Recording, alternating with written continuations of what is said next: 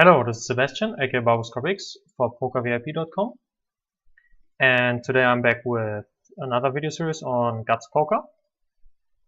And yeah, gonna play 3 tables of Anonymous, 3 Anonymous tables, and let's hope to get into a lot of interesting spots to examine. Already like a somewhat interesting, I mean not really. We open, we're gonna call a 3-bet with a pretty strong hand, which is pocket 9. It's gonna hope to flop a 9. If we don't flop a 9, we're gonna see what happens. Usually not, yeah, that's usually not the board we are looking for.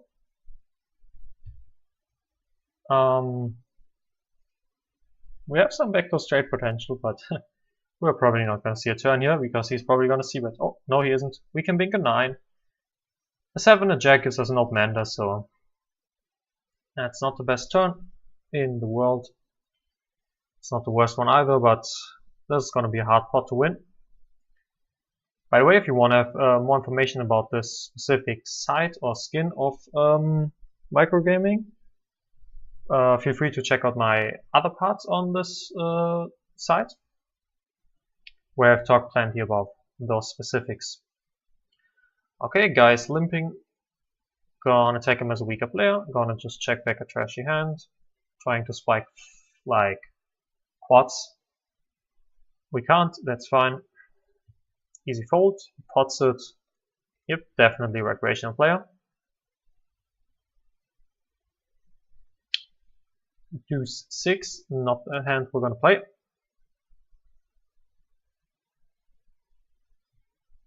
By the way, Guts Poker is doing something new, which I really like. Let's first of all check all of the non-full stack assets, recreationals. So Guts Poker has like new promotions, which are like each weekend. So if you're playing on Guts Poker, or if you're like thinking about playing on Guts Poker, I would definitely encourage you to at least play there over the weekends, because those promotions, easy fold with the Jack 9 offsuited facing a rather large squeeze.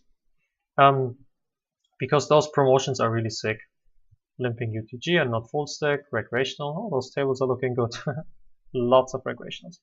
I'm gonna 3-bet the king queen here for mainly for value. Make it 4x out of position.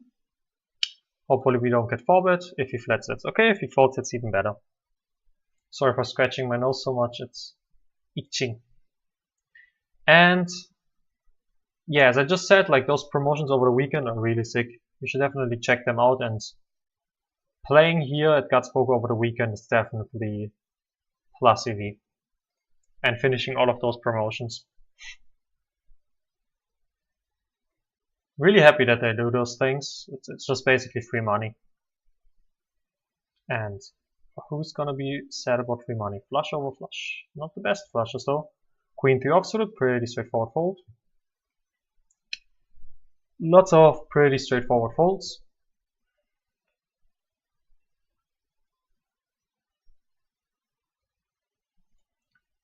Jack 7 offsuited. I think I just said that's a pretty straightforward fold.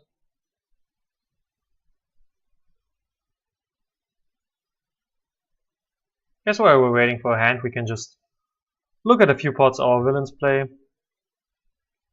So here, MP opens, cutoff calls, MP checks this flop. Cutoff checks back. Both ranges at this point relatively weak.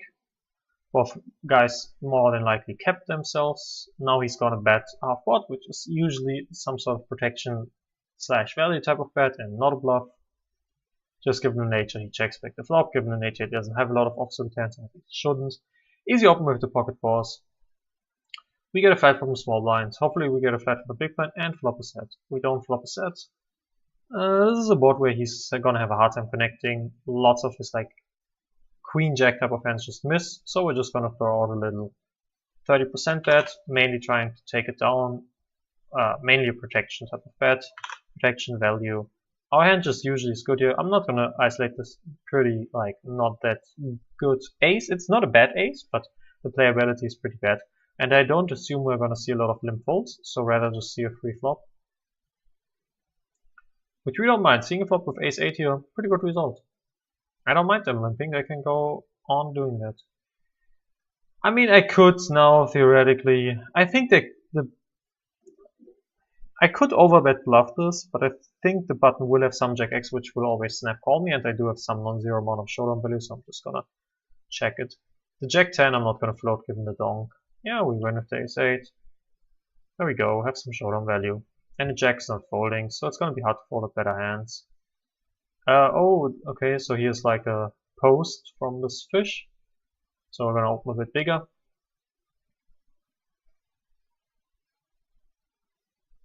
And okay.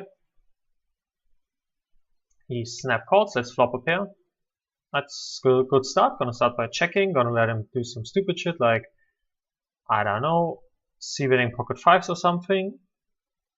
Also want to keep the pot still relatively small because I kind of can't go for stacks with like middle pair bad kicker, or decent kicker rather. And he bets pretty small, which makes me feel pretty good about my hand. Bets small again. Gets a bit dicey now in terms of I think he could do this with like a hand like king 10 offsuited, but we're obviously gonna call. And on river we're gonna decide. If he bombs it, we're gonna fold. If he bets small again, we're probably gonna side call. We're gonna sometimes see king, gonna sometimes see some random trash. That's a pretty good river. I'm gonna opt to check this and see what he does. Potentially check shoving, potentially just check calling. He bets small. I'm feeling really well about my hand. I think he would have bet bigger on the river with a hand like a better two pair or with a hand like pocket fours. We could be beat here at a non-0% frequency. That's definitely possible. But I also do think he can have some like king 10s, which are now never gonna fold if I raise, or at least probably not. So what I'm gonna do is just jam my two pair in. Granted, it's relatively thin, but just given the nature that he just bet small 3 times, bet relatively fast on the river, I don't think he has two pair here. I think he more than likely just has hand like king 10, king 9, and we're gonna try to extract value from that type of hand. He's gonna fold here reasonably often because I also think he has a lot of like nonsense hands. But yeah, our hand is strong enough to go for value here if we run into the weirdly played king jack or pocket fours. Nice hand. We could also, nah, I think check shoving is the best. We also give him a chance to spare so if he has like some sort of asset, I don't know, pocket fives, ace 5. And he's usually gonna still bet his king X, even though he might sometimes check them back. With the pocket 8s we can really go either way here. We can call or we can 3-bet. I'm gonna elect to call this time. With the king queen, it's not a fantastic spot, but given this fish is in, I'm probably gonna overcall here. See a flop with the fish. Not the worst flop for pocket 8s. When he bets like, when you see bets big, we're in trouble. If he bets like half pot, I'm not that worried. So he snap calls, you flop relatively good. It's gonna be hard to be beat. I'm gonna start with c-betting 1/3 here. Gonna just define their ranges a bit and just protection / value. Easy call here with the king queen. Hopefully he doesn't put a lot of money in because then this is gonna get pretty rough. Gonna check call again on the turn and probably check fold river. Yeah, he snap bets off pot. Doesn't have to mean a ton. Obviously could mean that he has aces or ace king. Or something else that beats us, but we're gonna obviously call. He can bet worse king X's, he can bluff, he can randomly bet pocket jacks. We still have some outs if he has aces or ace king. And yeah, we're gonna just call one sweep more here, and then we're gonna see what the river brings. That's relatively good river. Gonna isolate the queen jack for value and protection. Gonna check here and see what he does. If he snap bets big, I'm gonna fold. He snap bets half pot. This is like somewhat dicey. Bets half pot, half pot. I think we're relatively often beat here. That being said, we only need to be good 25% of the time, and I do think he could potentially value bet worse, like king jack, king 10. And he certainly can value bet king queen, which gives us a lot of chop equity.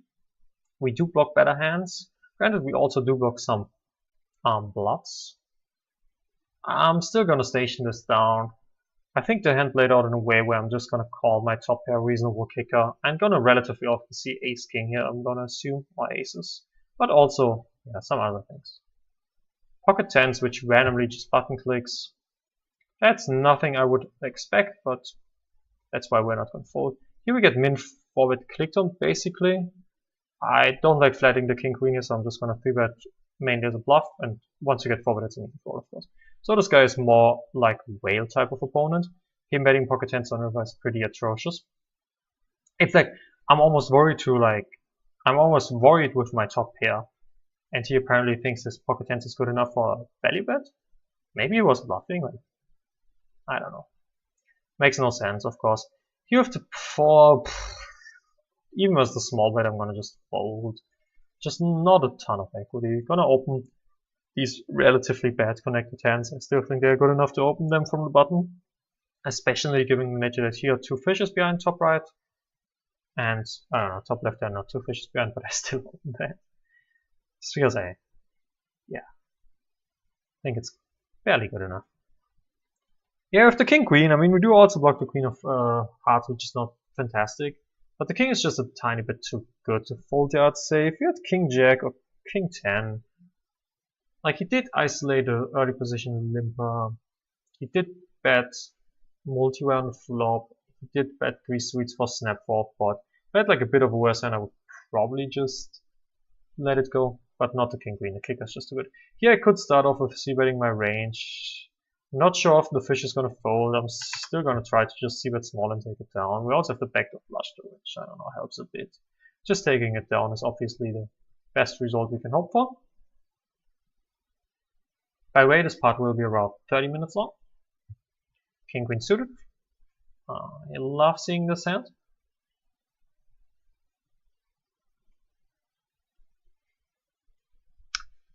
We don't mind getting 3-bet, we don't mind getting called.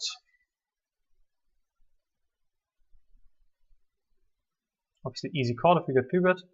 Never gonna fold with this hand, never gonna fold. Gonna start off by betting around 40% on this flop.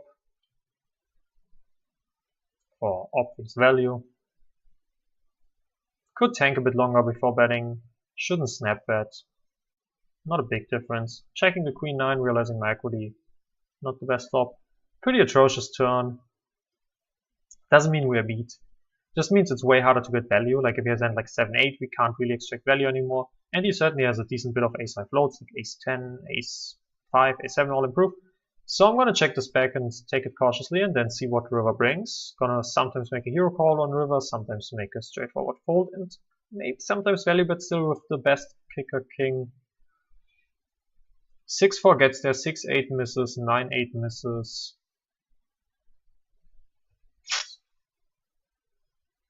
He checks after tanking for a bit. We do block his king axis, which doesn't help our case, and because we do block the hands we target, which is mainly worse king axis. Now the question is, how often does he float ace-x on the flop and then check the river? I don't think he checks the river a lot with his ace-x. I think we're good to go for a bit of value here, which I will do here.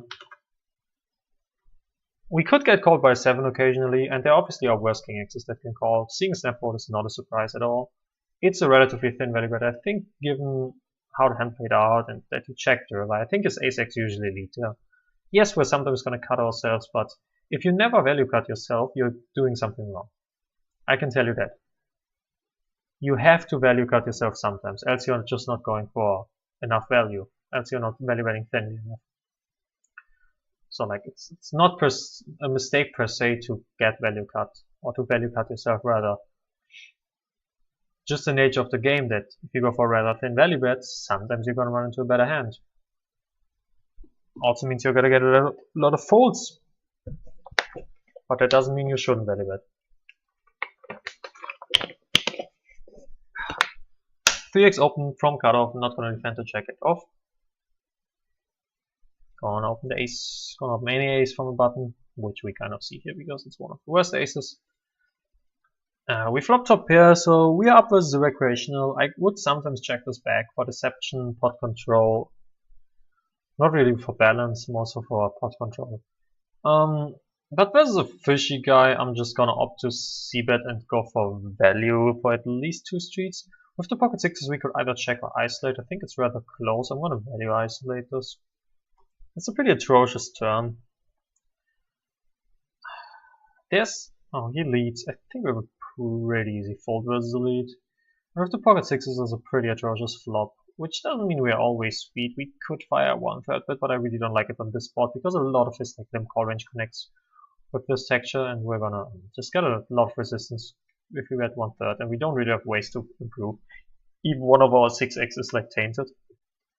That's a pretty good flop. Now you can lead. Just gotta see where the thirds for value, mainly. If he raises, we don't mind. We can just get our hand in and do whatever. That's once again a pretty bad turn. He's gonna have a lot of ace-x's here. Problem is if we're isolating, this guy's gonna jam on us a reasonable bit. But so far he didn't limp raise ever. I'm just contemplating like over limping or isolating. I think I'm gonna isolate and just hope he doesn't jam. Gonna be an awkward spot if he jams. Just gonna check back to king 8. River the like effective nuts. Yes, we could be beat, but we're happily gonna stack off here if we're beat. Yeah, here now he jams. And oh, he first of all 3-bets and he gets spin. So we're just gonna get out of the way easily. He has us crushed here. The ace jack also had us beat. Yeah. The isolate is a bit thin, we could just overlimp. Gonna isolate here, that's not really that thin. Gonna just jam here, just fake tanking here versus the fish, and then I'm gonna jam my money in. Basically, I think he's inelastic. I think if he has a set or a 2-pair, he's not gonna fold. Also, if he has a flush, he's obviously not gonna fold, so we're just gonna jam in. There's already 3 in, he only has 5 left. Let's get all the money in. He's also gonna... Yeah. Okay. That's kind of sad.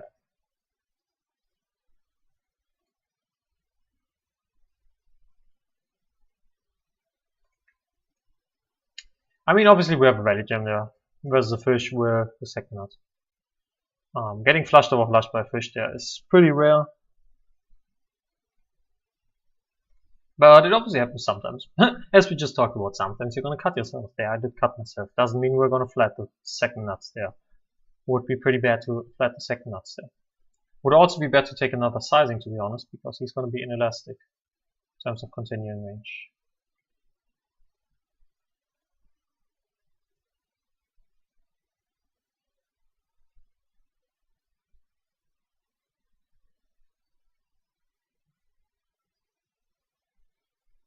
Okay. Yeah.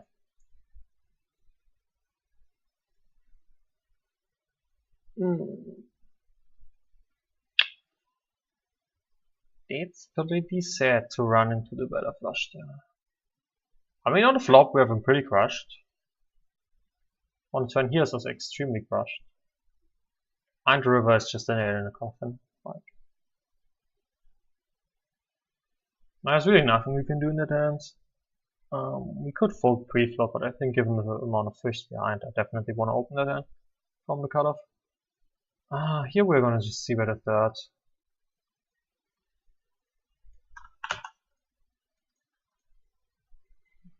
He snap calls, that isn't a good sign for us. We are gonna opt to check it back and lose this hand. I'm not gonna try to bluff. I'm not gonna try to bluff here basically, and him leading. Obviously easy decision, given we have a 9-high.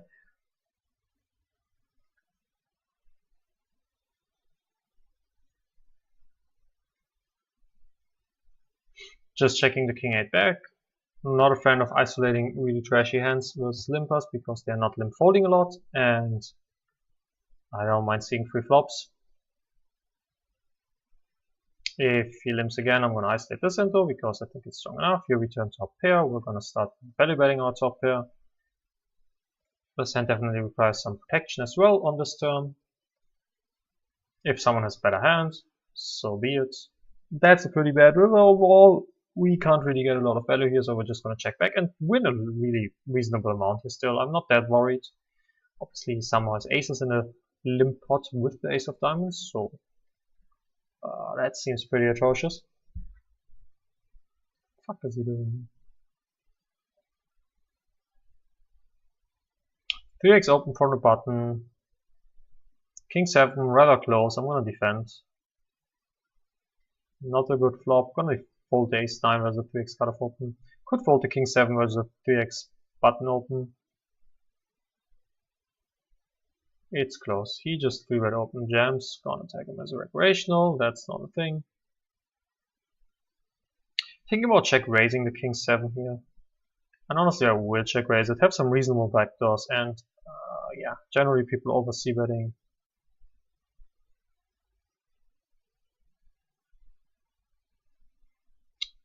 We should get a lot of folds here with the king 7. Yep, nice. That's a good result. Would have turned a pretty good card as well, but yeah. Oh, definitely would have barreled on that turn. Easy fold with the queen 9, easy open with the 10-8. If he opens in front of us, we have the decision, like we could do it or fold, of course. Lots of fish behind, lots of potential with the 10-8. That's completely fine with me. Another 3x open. Once again, another close hand versus a 3x open, but I think I'm not gonna opt to defend it. I kind of want to check raise him again, but I think if I kind of have the feeling if we do it again, he also bombs it now. Just snap bomb it. I'm gonna just get out of the way. Also have the feeling if we do it twice in a row, he's just not gonna give us credit anymore. So I'm just gonna not do it. Also, he did just c-bet bomb. I'm gonna make a big difference whether he c-bets like half pot here or just bombs it like that, because it in fact is a pretty big difference.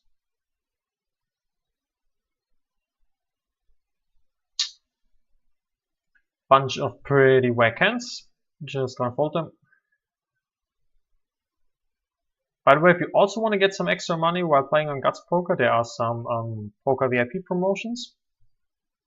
Like one is basically some extra rakeback, which is about I think 10% rakeback if I'm not wrong, and the other one is like some sort of like more or less rake raise type of thing.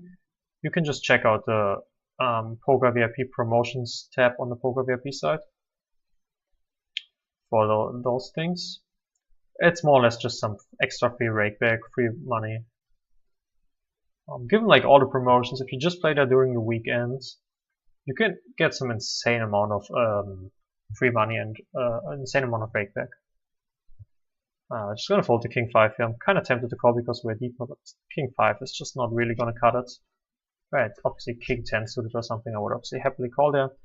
Easy fold with the queen 7 facing a 3x open. Not gonna open the 4-3. This guy seems like a pretty active player. Assuming I won't have a lot of fold equity pre-flop.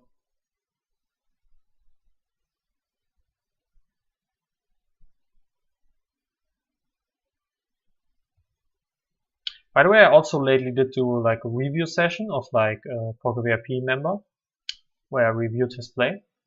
I thought that one was pretty educational, so make sure to check those 2 videos out if you want to improve your game.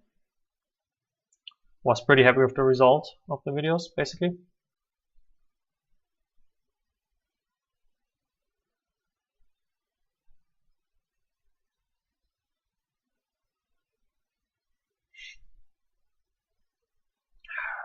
Bunch of garbage hands. This bet does seem like value on the river.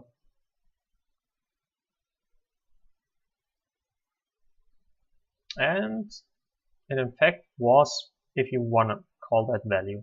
No idea. That seems rather thin with no kicker on the side. But in fact is a value bet. That's the thing, people are like sometimes people are just mashing buttons. Didn't see the full action there, but the river bet just seemed like mashing buttons. Oh, that's a pretty big pot here. Seems like a rather not so interesting flop, or board rather. Ace 5 versus 10s. Oh, we have the queens. That's nice. The ladies. Always good to have the ladies. The queen 8. Oh, once again start by suiting small. Got some barrel. Yeah. In raise click. We have a lot of way better defense.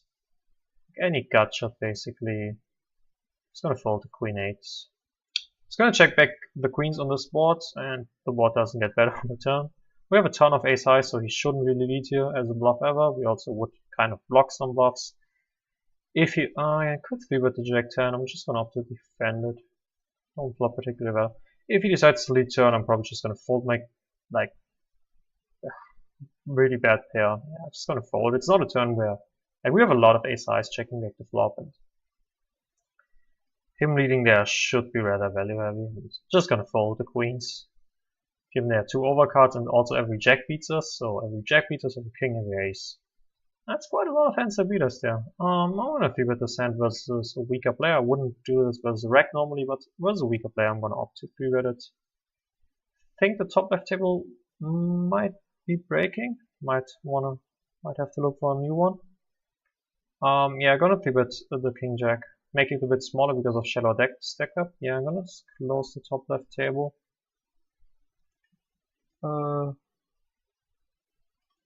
Gonna sit here and open this one, defending the jack 10.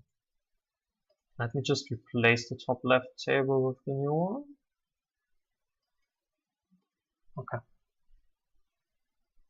Get c-bet into for pot. Just gonna fold my gut shot. There wasn't an anonymous table running, so I opted to just open like a normal table. There is also one fish sitting, so that's always good. The other guy is also tagged as a fish, so that's good.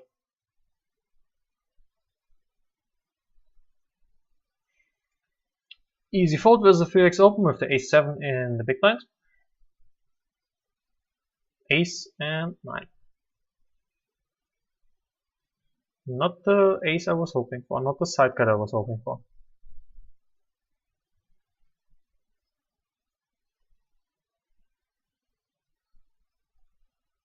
Easy fold. Given the early position open. Effectively MP.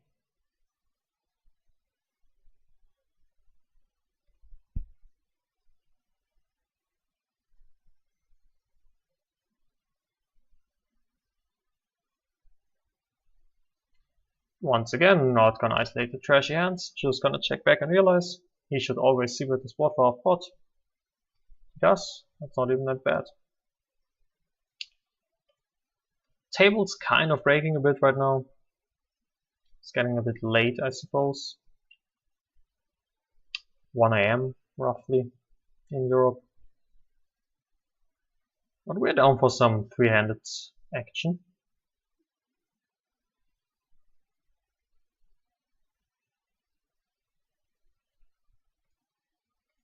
I'm just gonna min open given this guy's so short. In the big blinds. Take it down. Also recreationals are rather like inelastic even versus pre-flop sizing, so we can just size down there.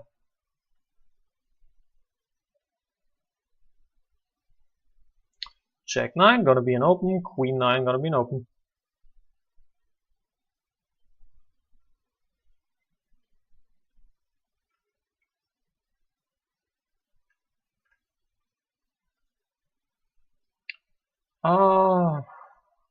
Fish calls me. I honestly don't expect. I'm just gonna see bet 1/3. Just gonna overperform on this flop even with the fish. Yeah. We have like also backdoor straight draw, but it's not really a valuable one. Or we can also improve to a jack or 9, which reasonably often gives us the best hand there.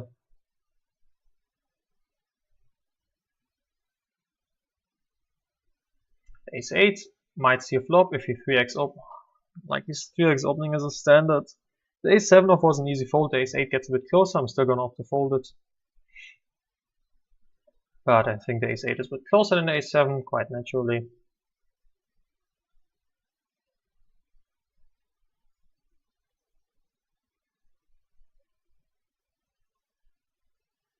Opening the ace-5. Small blind versus big blind, gonna open any ace. Take it down. That's a good result.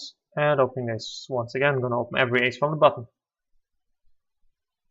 Generally, RFIing about 50% from each position, small blind and big blind. I actually went back to opening for 2.5x from the small blind. Not sure why I just opened for 3x. Guess I'm still kind of used to it. But I checked my database and I compared it to other databases. And we basically found out, I'm gonna just check this flop back. We basically found out that people are really inelastic to pre-flop sizing still. So just gonna opt to open to 2.5x from the small blind still. Because yeah, It really doesn't change the fold equity kind of at all, to be honest, whether you make it like 3x or 2.5x. But what it does is you risk less, obviously. That also means you can open more, even more than 50%.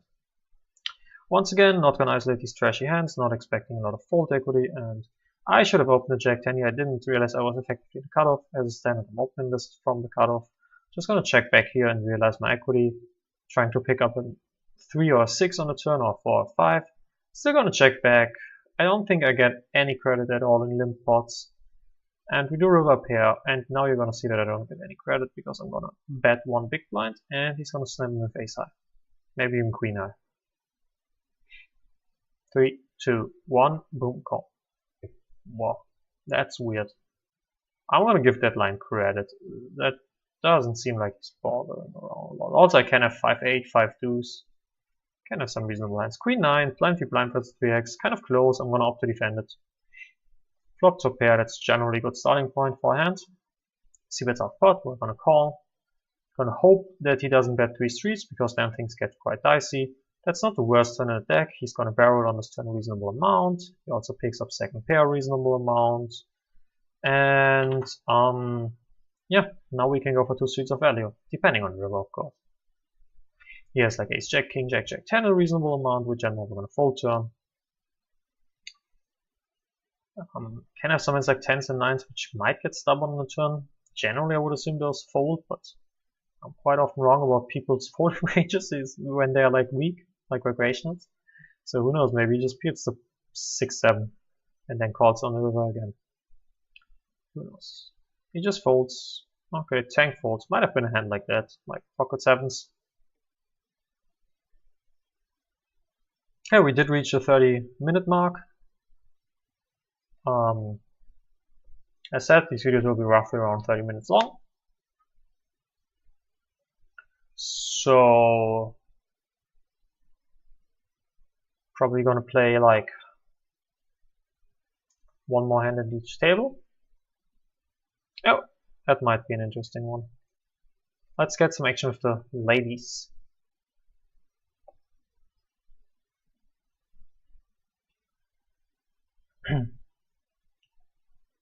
Not the best flop given his range, but I still will opt to see it relatively large. A lot of hands that can call me that are worse as well. If we face a lot of these snap calls, which generally is not that like interesting turn, we're gonna bluff this turn a lot. He's gonna not fold a 10. I don't think he's gonna fold even 10s or 8s a turn. I'm gonna bet this turn still for value. He also doesn't improve to this king a ton. That's a really bad river. So this runout is basically as bad as it can get. We can still beat some hands like 10-9, pocket 9s, ace 10, but those hands are generally always going to check back, so gonna actually opt to I'm gonna flip at the king queen, and I'm gonna just check the pocket queens and just hope he checks back and like 10-9. Really bad river, of course. He just checks back and just has ace king high, so he did improve to top pair on the turn. He didn't 3-bet free. At least we didn't lose our stack. The king queen, so he overcalls. I'm gonna opt to see bet 1/3 here. Really good board for my range. Really good blockers. Gonna get a fold here a lot. Get called. That's not good. Gonna just give up my hand. Reasonable chance he has an ace and he's not gonna fold.